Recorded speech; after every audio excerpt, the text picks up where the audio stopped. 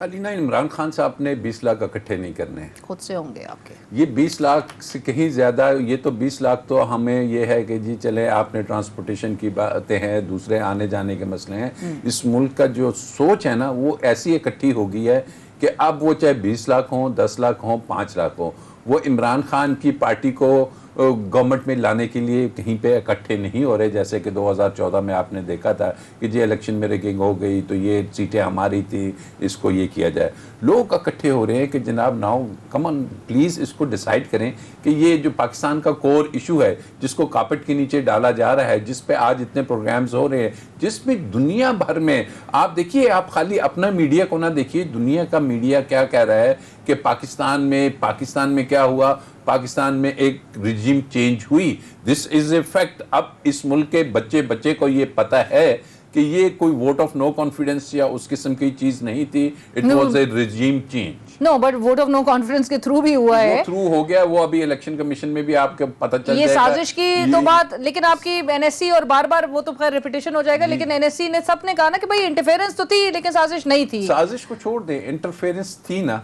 अब बात यह है कि बात हो रही है कि जनाब 70 साल की हम हिस्ट्री देख रहे हैं और हमारे पास अब एक तरफ अवाम है और एक तरफ स्टेटस को के वो लोग हैं कि जो चाहते हैं कि we should go back to the same status quo और ये स्टेटस को मेंटेन किया जाए और पाकिस्तान ने जो अगर तरक्की की तरफ जाना है इसको 20 साल मजीद पीछे धकेल दिया जाए। और हमारी अवाम, हमारी यूथ, हमारे जो नौजवान हैं, अब वो ये नहीं समझता कि आप एक बंद दरवाजे में बैठे होंगे, आप वहाँ से फैसले कर लेंगे कि जनाब अब इसको ले आना है, अब इसको ला के at the helm of the affairs बिठा देना है। अब बात होगी कि अवाम कहेगी कि जी ठीक है, जो कुछ हुआ सो हो गया, हम सबकी इज्जत करते हैं, लेकिन हमें जो राइट है, हमारा राइट है ऑफ वोट, हमारा राइट ऑफ वोट हमें दें, हमें फेयर इलेक्शंस दें। और अब हम डिसाइड करेंगे कि जनाब अवाम की तरफ से जो इंडिपेंडेंट फॉरेन पॉलिसी है वो क्या होती है, अवाम की तरफ से जो इस मुल्क में अगर ऐसे लोग हैं कि जो कि वाकई अरबों खरबों के केसेस में इन्वॉल्व हैं, तो क्या अवाम वाकई ही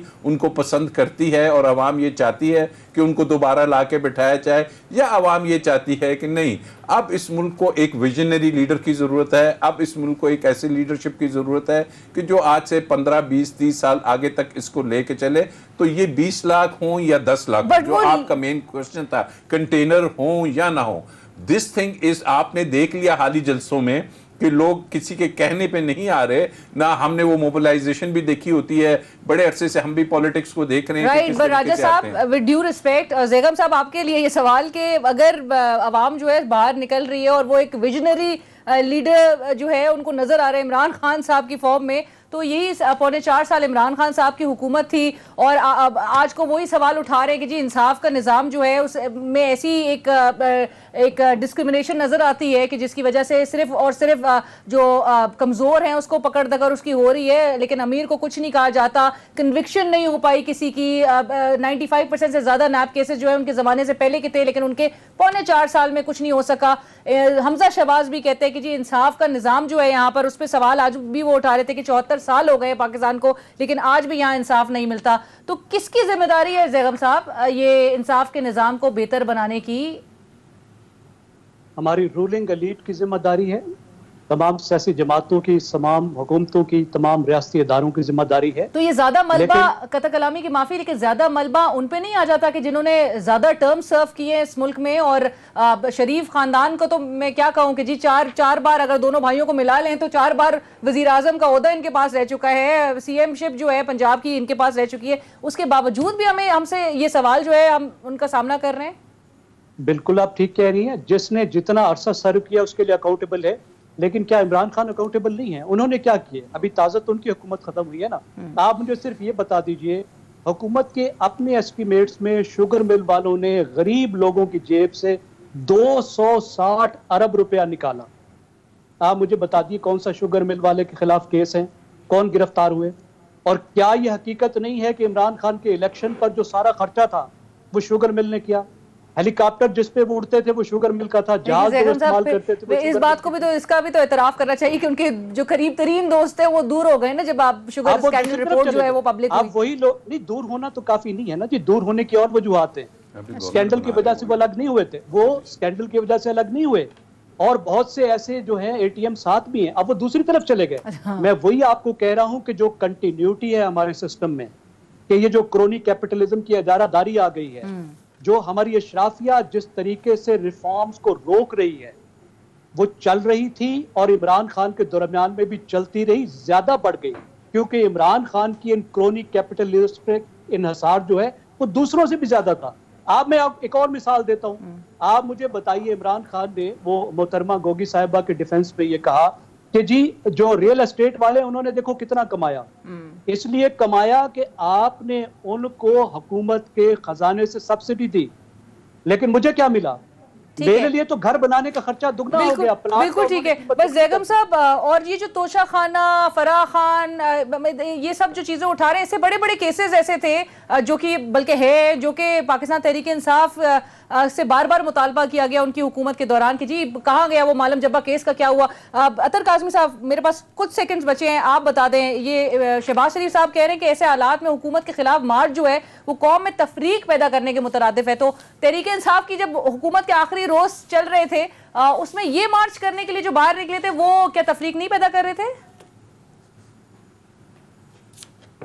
اور وہ واضح آپ کو نظر آ رہی ہے. مسئلہ یہ ہے کہ ہمیں جانا چاہیے انتخابات کی طرف.